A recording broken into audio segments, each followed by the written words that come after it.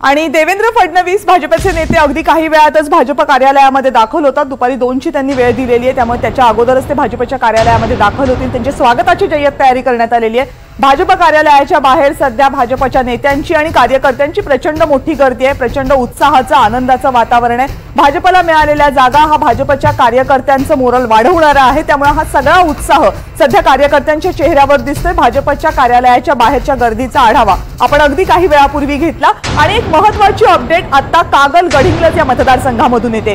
कागल गडिंग्लज या मतदारसंघामधून राष्ट्रवादी काँग्रेसचे हसन मुश्रीफ यांचा विजय झालेला आहे। काटेकी टक्कर या मतदारसंघामध्ये समरजित सिंग घाटगे आणि हसन मुश्रीफ यांच्यामध्ये होती। बराच वेळ समरजित सिंग घाटगे यांनी आघाडी घेतली होती या मतदारसंघामध्ये, पण आता मात्र हसन मुश्रीफ यांचा विजय झाला असं घोषित करण्यात आले। कागल गडिंग्लज या मतदारसंघामधून तब्बल 11,089 मतांनी हसन मुश्रीफ यांचा विजय झालेला आहे। पवार विरुद्ध पवार ही लढाई ज्या ज्या मतदारसंघांमध्ये निर्णायक बनली होती त्या मतदारसंघामधला हा कागल गडिंग्लज मतदारसंघ आणि याच मतदारसंघामधून हसन मुश्रीफ यांनी पुन्हा एकदा विजय मिळवलाय आणि हसन मुश्रीफ यांच्या विजयानंतर राष्ट्रवादी काँग्रेसच्या कार्यकर्त्यांकडून गुलाल आणि फुलं उधळून आनंद व्यक्त केला जातोय।